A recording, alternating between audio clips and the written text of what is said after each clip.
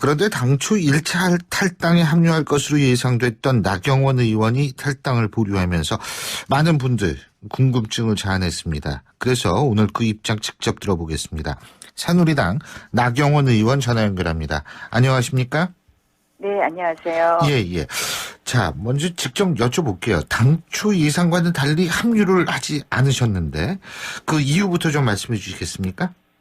탈당을 결의하고 이제 탈당 실행할 때까지 이제 저희가 3번 회의를 했는데요. 결국 그 과정에서 유승민 당이나 김무성 당으로 당이 비춰질 것 같은 우려와 그다음에 안보는 오른쪽, 경제는 왼쪽이라는 것이 개혁보수신당의 가치인 것처럼 포장되는 부분에 대해서 우려를 확실히 표시해야 되겠다라는 입장에서 제가 이번에는 탈당하지 않는 것으로 보류를 했고요. 네.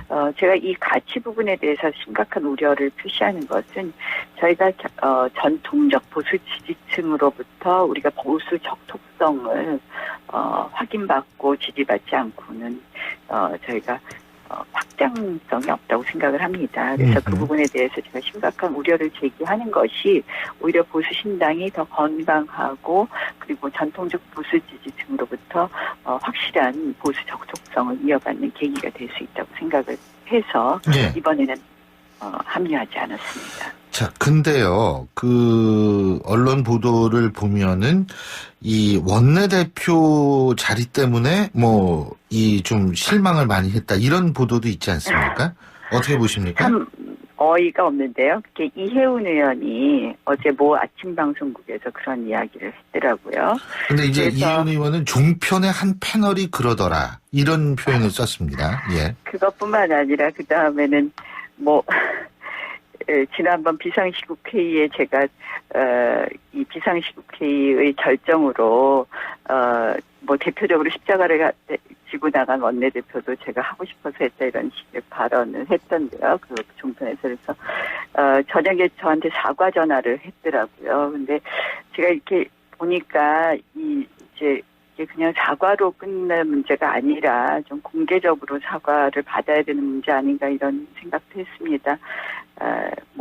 자리 때문에 그렇다는 것이 참, 도저히 좀 어이가 없어서 제가 드리고 싶은 말씀이었습니다. 예. 자, 그리고요, 또 한 가지는 뭐냐면, 가치 때문에 지금 합류를 보류하셨다라고 얘기를 했을 때, 유승민 의원이 그런 얘기를 하지 않았습니까? 전화를 했는데, 나경원 의원과 전화 통화를 했는데, 1월 달에는 분명히 합류할 것이다. 자, 그렇다면은, 지금 안보는 오른쪽, 경제는 진보라는 가치가 변하지 않는 이상은 1월 달에도 합류한다는 보장은 없는 것 아닌가? 이렇게 해석할 수도 있는 거 아닌가요? 저는 이제 그래서 두 가지, 제가 언제 꼭 합류하겠다 이렇게 말씀을 드린 것보다 이러한 두 가지 요건이 충족이 된다면 우리 보수신당에 내가 그 후에 합류하는 것도 더 도움이 되겠다 이런 말씀을 드렸고요. 이러한 것이 충족이 된다면 당연히 합류할 것입니다. 근데 충족이 안 되면 합류를 안 하시겠네요. 그죠? 이제 이러한 저의 문제 제기가 보수신당을 더 건강한 보수신당으로 만들 수 있다고 생각을 합니다. 특히 이제 그 가치 부분은 유승민 의원이 예전부터 이제 대표 발의한 사회적 기본법이라든지 증세 없는 복지는 없다라는 부분에 대해서 많은 분들이 우려하는 부분 아닙니까? 그래서 안보만 보수면 보수다. 이렇게 생각하는 것은 저는 맞지 않다고 생각을 합니다. 그래서 이러한 부분에 저의 문제 제기가 저희 신당의 정강 정책을 정하거나 앞으로 신당의 여러 가지 가치 부분을 정하는 데 도움이 된다고 생각을 합니다. 그래서 저는 사실은 이렇게 탈당 선언하기 전에 미리 이런 부분을 좀 충분히 토론하고 하자고 했는데 유승민 의원과 김무성 의원의 합의로 이렇게 추진된다 하면서 실질적으로 정강 정책은 유승민 의원과 친한 의원들이 다 정하겠다 이런 식으로 외부로 발표되고 이제 유승민 의원께서 그렇게 말씀을 하셨는데요. 그런 부분에 대해서 제가 선뜻 동의하기 어려운 부분이 많았습니다. 예. 그러니까 1월 달까지는 이 부분이 어느 정도 정리가 될 거라고 보시는 거네요. 그죠? 정강정책 토론을 이제 시작한다고 하니까 지켜보겠습니다. 그리고 1월 달이면 정리가 될 거라고 생각을 합니다. 예, 1월 달이면 정리가 될 것이다.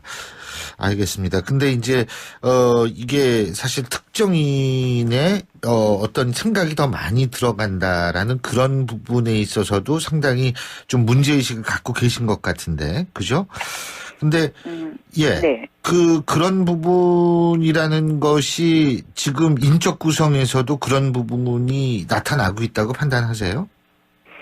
그러니까 이제 사실상 지금 신당이 어떻게 보면 유승민계와 김무성계 그리고 이제 뭐 중립이 좀 있을 텐데요. 예. 그런 과정에서 결국은 총의를 만들어 가면서 이 특정 또 누구하고 친한 사람들이 일부 주도하는 거에는 제가 동의하기 어려운데 지난주 금요일 정강정책 부분을 누가 할 것이냐에 대해서 회의와 달리 회의가 끝나고 나서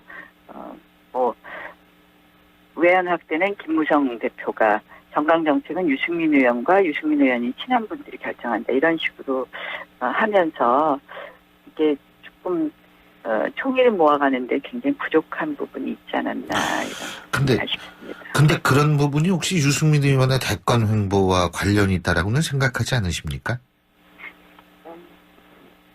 그렇게 오해할 수 그런 생각이 들 수 있게 하는 부분이 있었고요. 예. 그래서 저는 그렇게 하면 저희 새로 출발하는 신당이 이렇게 모든 보수의 가치를 담고 모든 개선 주자를 받아들이는 게 부족할 수 있기 때문에 이 부분 문제제기를 확실히 하는 것이 맞다 생각을 해서 문제제기를 그렇게 된다면은 실제로 다른 대선 주자들도 신당에 합류하기는 어려워질 수도 있다. 이렇게 이해도 되겠습니까?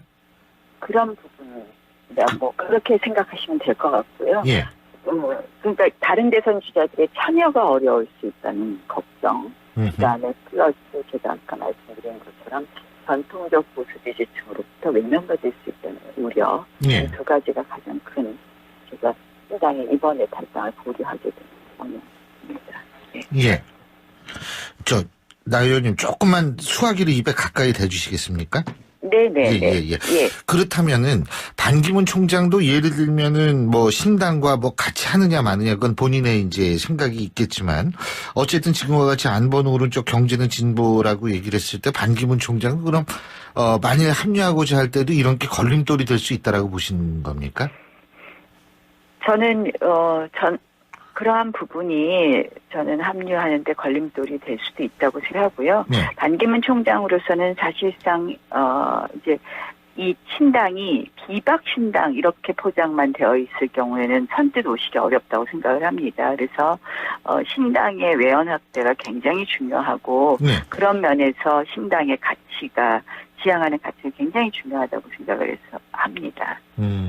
그렇군요. 어쨌든 그러면은 보통 어느 정도, 그러니까 1월 25일인가가 신당 창당을 한다 그러죠? 그죠? 네, 예. 네. 그러면 그 전까지 이 돌아가는 거를 좀 지켜보시다가 언제쯤 그러면은 보다 확실한 입장을, 말씀해 주실 수 있다고 보십니까? 제가 말씀드리는 것은 시기가 아니라 결국 조건이니까. 예, 조건의 충족 여부를 보면서 합류를 하겠습니다. 예. 그 최악의 경우는 합류를 안 하실 수도 있다? 개혁 보수 신당이 저는 네. 그렇게 건강해질 거라고 확신합니다. 예. 알겠습니다. 예. 어쨌든 지금 신당 창당하시는 분들도 좀 당황하셨을 것 같고, 예? 그랬을 것 같은데, 저희가 한번 쭉 지켜보죠, 뭐. 예. 네, 오늘만. 왜냐하면 예. 이런 문제제기 없으면 예. 그냥 후 가버리겠더라고요. 솔직히 말씀을 드리면 너무 특히 이제 유승민표 정당으로 너무 가버리면 저희가 회복하기 어렵기 때문에 그 부분에 대한 문제제기 없이 가서는 곤란하겠다는 생각이 들었습니다. 중도 보수의 가치를 담아낼 수 있는 소중한 자산이라고 생각을 합니다. 지금의 국제 정세에서 가장 필요한 분이라고 할 수 있습니다. 반 총장께서 대선 행보를 한다면 도움이 되도록 하겠습니다.